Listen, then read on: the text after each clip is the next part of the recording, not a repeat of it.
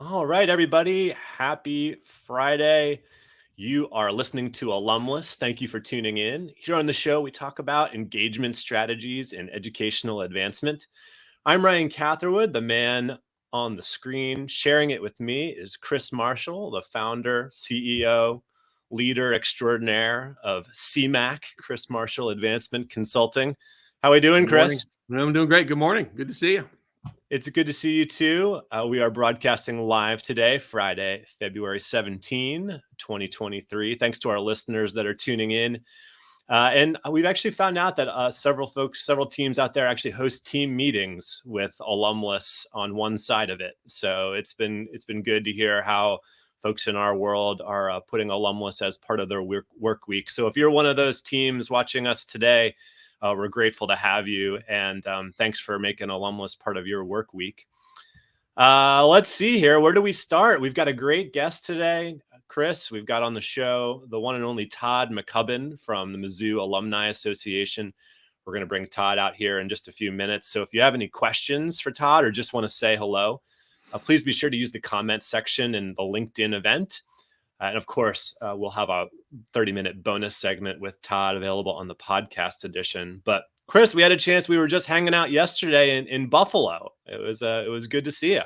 Yeah. And people were saying, what is it like in Buffalo in February? And the answer is 55 degrees and mostly sunny. It wasn't too bad. I think when we were planning to visit Buffalo in February, the thought was snow, ice, and cold, and it wasn't so bad. It was a cold weekend, though. We are both lifelong Philadelphia Eagles fans, and it was an honor to have them in the Super Bowl. We are sharing the show today with a Chiefs fan, which we can't hold against them. But what did you think of the game? I was considering canceling this episode at one point as the game was completing, but it was no, I'm just teasing. I love Todd. He can give us a ribbon when he gets on. But first of all, it was a fantastic game. Chiefs earned that victory. Eagles defense didn't come through. But here's my lingering question. I still want to know whose idea it was to use a brand new form of turf at a Super Bowl game.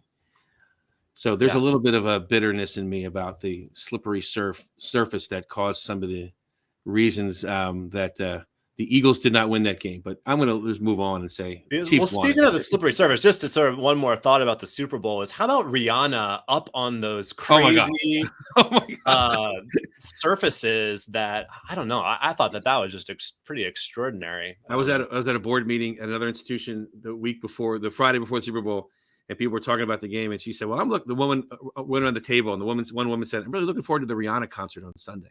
I love that take on the Super Bowl. She wanted to see the concert. I'm looking forward to the game Rihanna didn't matter. Yeah. Well, look, it was great to have our team in the Super Bowl, and the Chiefs are great. Todd McCubbin's great. We're glad to have him on the show. We were up in person, of course, at the University of Buffalo, Chris, working with our friend Thomas MacArthur there and the team at UB on strategic planning process. When you think about what's next for the team at UB in terms of coming together around priorities and goals, what kind of important work is in front of them? And I think more broadly, when we do strategic planning work and kind of thinking about where we are in the project, sort of how do you think about the importance of putting together this document, the strategic plan together? Just to preview, Thomas will be our guest on May 12th, where his document will be ready and done. And we're going to talk about this whole process and how they got to from February to May. What we're going to, is the key step here is to land the plane, right? We have all this great discussion we've been doing. And now it's time to put the rubber on the road and figure out how to make it work. And that's the next step for Thomas and our work, frankly. But the thing about the University of Buffalo, like many institutions, it's a large, complex, decentralized, major public university where in Thomas's case, he's got alumni staffs and alumni associations in 11 different schools and units around the campus. And I think our biggest challenge would be to coordinate all that. Because what we have built there is an alumni engagement plan for the university, not for the central program. It's thinking about the entire institution and they've been involved in this process along the way. They're the volunteer leaders of their boards, the staff that work in each of those units have been involved, but getting it to apply and work at each of the school unit level, as well as the center, is the lift we have between now and May when we'll hear from Thomas about how it went. Yeah, I think it's really been a fantastic project that, just like the University of Missouri, right, a flagship institution in Right. the state of New York, large state institution with a complex, decentralized set of really great schools. So Todd's the perfect guy to talk to about this and some other aspects of what we do. So let's go ahead and bring out the man of the hour out to the screen. Hello, Todd McCubbin. How are you? Hey, how's it going, guys? Good to see you. Thanks for having me today. Yeah, man. We are we are thrilled to have you on the show, and we had the chance to chat a little bit before we had the show today. You shared more that the team at Mizzou had gone through an assessment and was doing some strategic planning work. What impact did that experience have on your work at Mizzou, and how are you thinking about the challenges before you when it comes to engaging your alumni? And before you hit in that one, you're welcome to add any final stamping as a Chiefs fan to our lamenting as Eagles fans. You were off screen at the time, so I'll be careful here. Because I've been on the other end of that a few times. In fact, my Cardinals were on the other end of that last fall when the Phillies ended their season, right? So I got to watch myself with the Philadelphia fans. But great season, great game. Patrick Mahomes, that's the guy you want to have on your team. There's no doubt about it. So. And we're lucky here in Columbia. We can split sides, right? We can root for the Chiefs during the football season. I can root for the Cardinals during the baseball season, and kind of hit both areas. And so it was a fun Sunday, and Chiefs Kingdom is pretty fired up. And so yeah, I'm sorry it didn't go your way, but at the end of the day, what a phenomenal game. So yes, we're happy for you, but a little bit. Yeah, I get it. I'm not at all, just so you know. So tell us about strategic assessment, strategic planning work. How are you thinking about things at Mizzou? Yeah, so boy, I tell you what, we're really going to start off with one that keeps people up, right? Strategic planning. If they're joining us today on a Friday afternoon or Friday morning to listen to that, we got to think who they are, really, what they're doing. But it's a really important piece of what we do. There's just no doubt. I know you all are deep into this with a lot of clients. This was kind of my fifth iteration through our Alumni Association since I've been here. And normally we'd kind of done a 5-year type of look and plan and kind of go through that process. And we were a little overbaked. COVID kind of cost us a little time to get into the planning process. But man, what a great time for us to put together the plan that we did. And I say that because there was a lot of things coming at us that made it important for us. First of all, we had kind of a leadership change here at the University of Missouri, where we have a traditional president of the system, campus chancellor approach that we've had for years and years and years. And that changed right in the middle of COVID, where we combined those roles. And so we brought in sort of we had a leader continue, but it was a different view of the university and how we interact with that. So that was a change we had to get used to. We brought in a new vice chancellor for advancement that started right in the middle of COVID. And that's tough. That's a tough thing when almost all your staff's not on campus and you're trying to kind of get things going for a new campaign. We certainly had this disruption that COVID caused all of alumni engagement, really everywhere, in terms of how that looked and felt, and how we were able to kind of, feel our way through it and change some things. The new case metrics came out like right before COVID. I remember that's one of the things we took on when everything shut down. We just said, hey, let's really dig into this and figure out what this looks like for us and how we can maybe adjust some of our KPIs on an annual basis to match up. So you had all those things coming together, and really what it provided for us, there's a lot of things that strategic plans can provide you, focus, new events and activities, whatever you may do. For this one, it was really about alignment for us, because you had all those things happen. You had a new president, or a president in a new role, sort of. You had a new vice president, you had board, you had all these things that we learned from COVID. And so we were able to sit down with our group and really kind of get through and use some of the information we had to create really, I think, a strong sense of alignment. We're about 6 months in from passing our plan. It's funny, we looked at kind of a 3-year window for this plan, which is sort of a sprint. I know that sounds crazy maybe in the business world that's a sprint, but when you're 170 years old like we are for our Alumni Association here, that is a sprint. And so we're really, working at it pretty hard. I think our team's been more focused than ever. I think our board's been more focused and up to date on where we're headed with this. And so alignment is definitely the word of the day so far with this plan. That makes sense. And as you're thinking about the challenges still before you, alignment, and then, of course, the idea of modifying different types of programs, right? Things that you'll need to stop doing in order to make room for other things that will be coming up on your radar.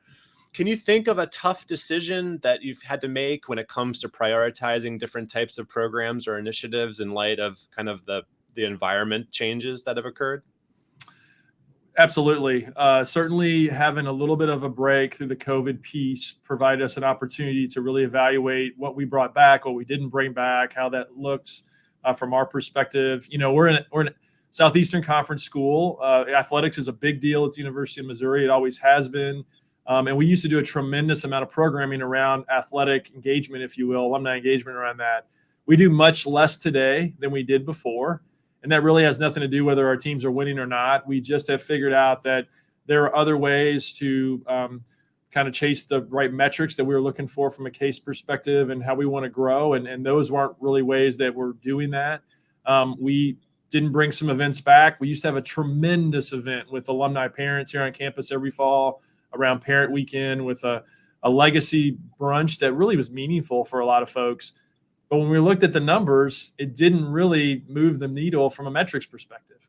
And so that's something that we set back and said, that's if it's not doing that, then maybe we need to move on and put staff resources towards other things. So we've done some things like that. I know in our strategic plan, we also are we're a strong alumni chapters program here. We've always been strong with that.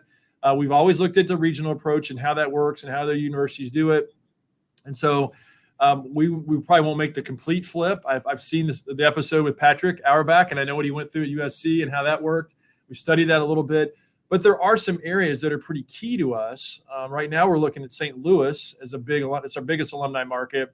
And it's probably not fair and never was fair to think that a volunteer board in St. Louis could deliver alumni relations strategy and programming to that group. So how do we lean in as a staff and run that maybe more as a hybrid regional approach with some volunteer assistance to really get the engagement we need there? So all those were made based on our metrics and how we looked at the case metrics that came out and how we continue to improve that. That was the alignment we achieved through this process with the strategic plan with our university and our board.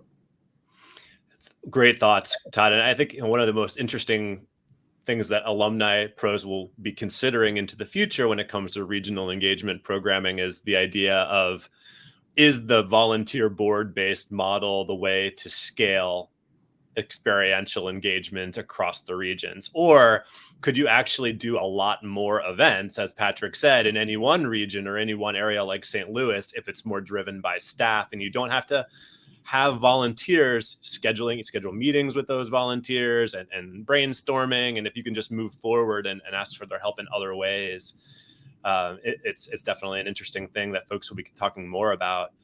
But you also shared in our pre-show call that you'd been thinking about the evolution of the alumni career area of engagement and building that area out with content and programming.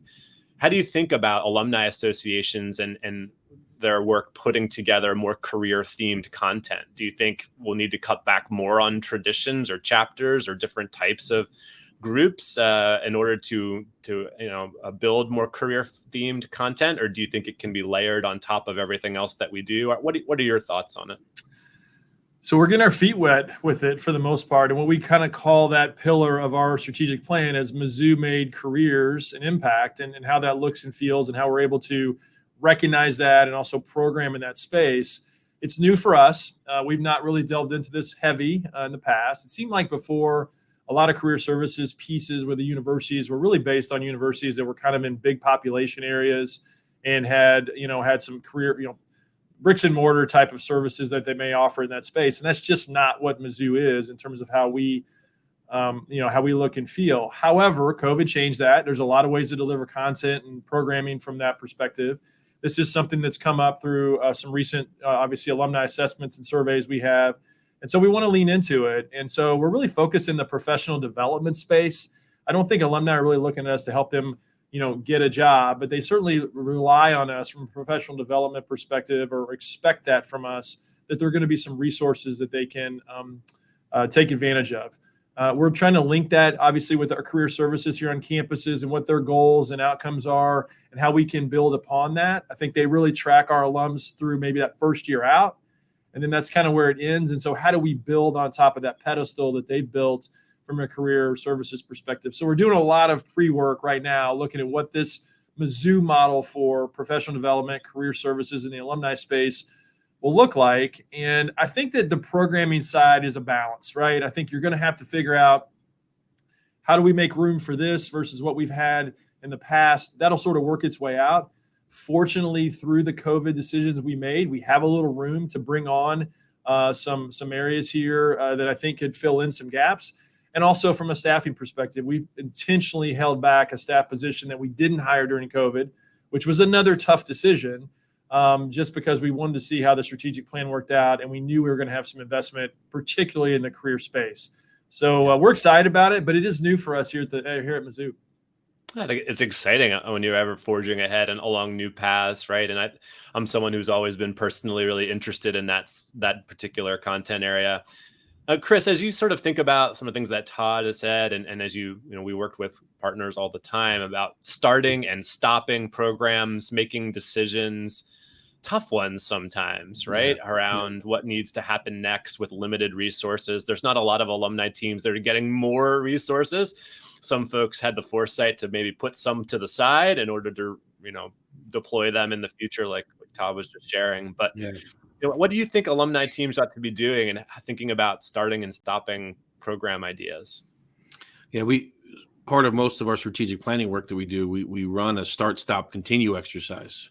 What are we not doing that we should start? What are we doing that we should stop? And what are we doing that we should continue doing? And it often leads to we should continue it, but we need to make some changes to it list as well. And when you do that exercise, you'll find a very long list under the start heading, a long list under continue or modify, and like 4 things show up on stop. And all of them are controversial because somebody on the staff owns that thing, or there's a volunteer who's passionate about that thing. And it's hard. I mean, it's really a hard thing. But what I'm seeing end up on that list more frequently now are really hard conversations. What Patrick went through and what you're talking about now are regional chapter-driven programming versus staff-driven programming, especially, you mentioned it yourself, St. Louis, that's your sweet spot, right? And depending on where your concentrations of alumni are, I think a staff-driven regional strategy is essential that's complemented by a volunteer-supported structure. And then outside those large regions, having volunteer-driven programming is fine. I mean, you got to keep that flame stoked, whatever you can, but in key areas you have to do. So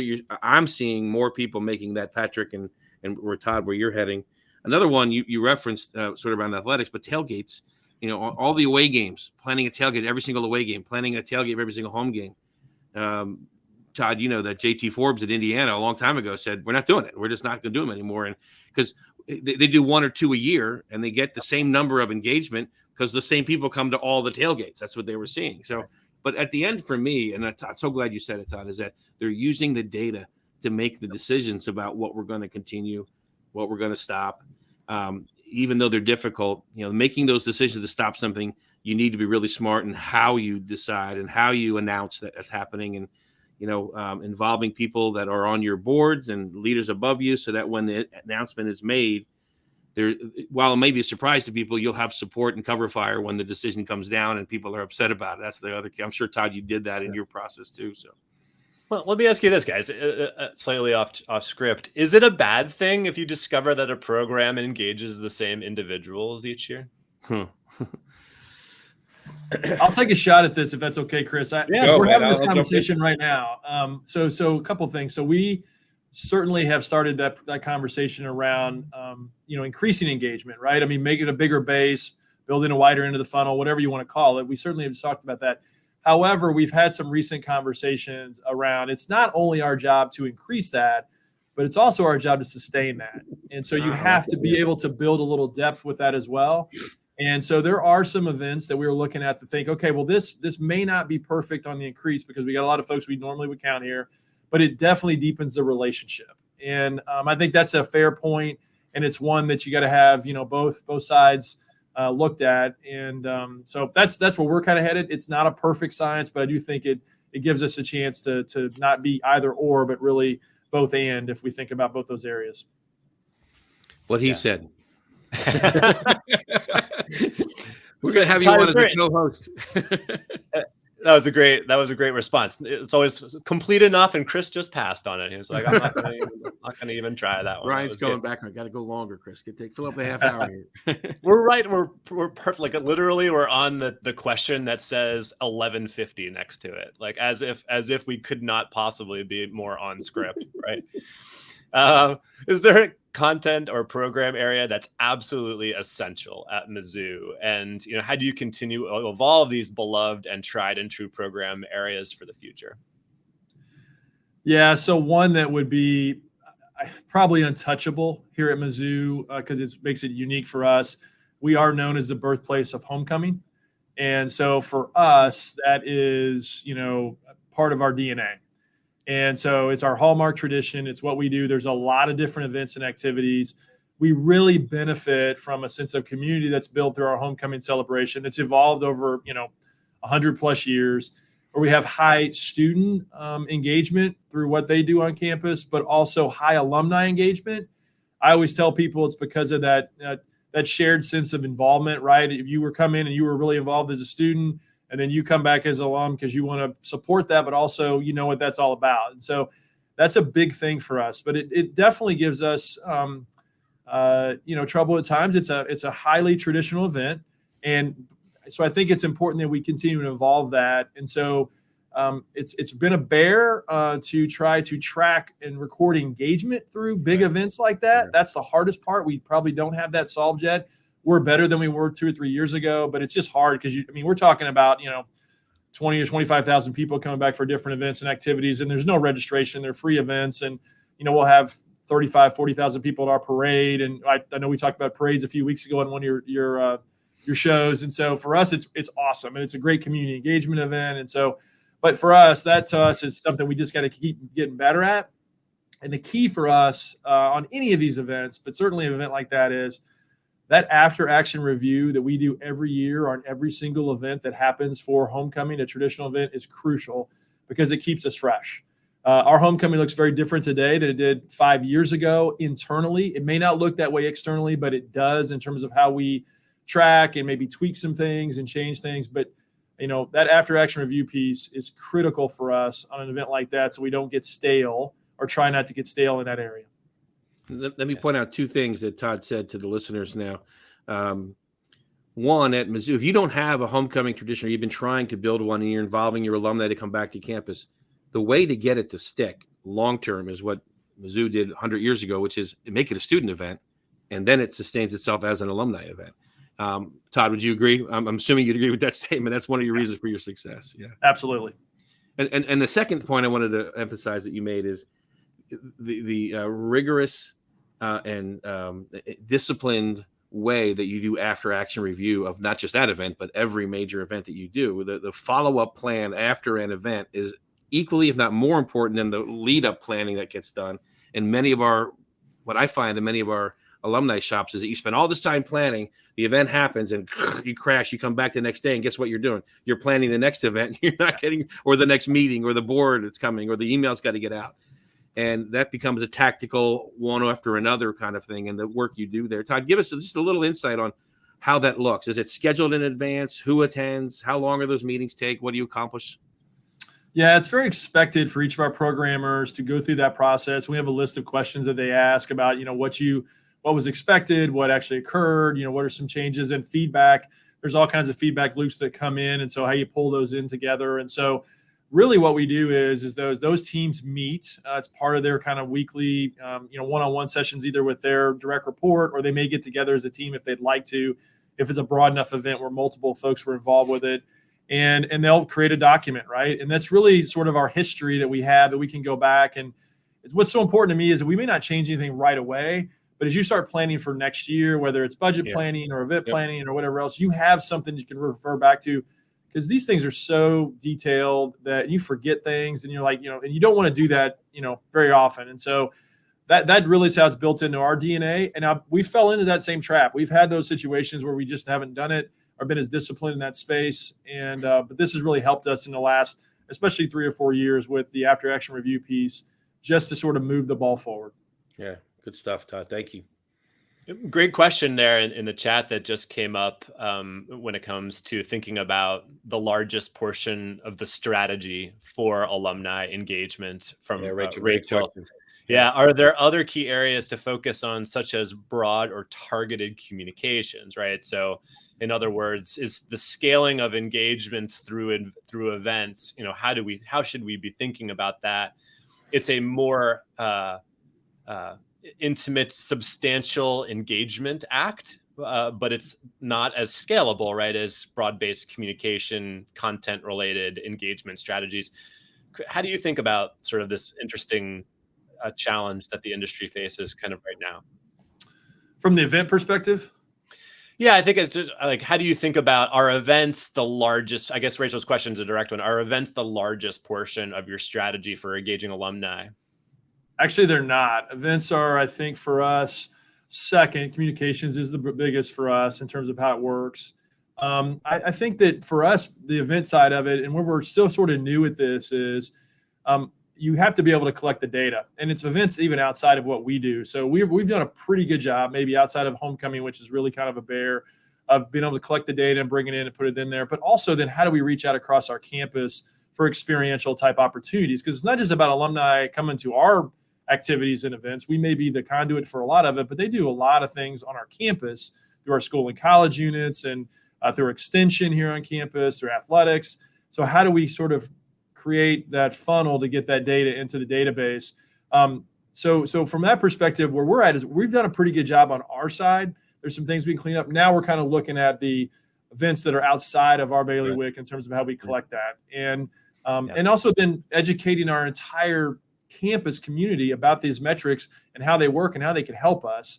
That is one of our sort of year one goals with our plan in terms of our partners around the campus. So that is our strategy, if you will, is we've sort of closed the opportunity for what we do and make sure we're good at it, but then also then have partners that help us expand that even further.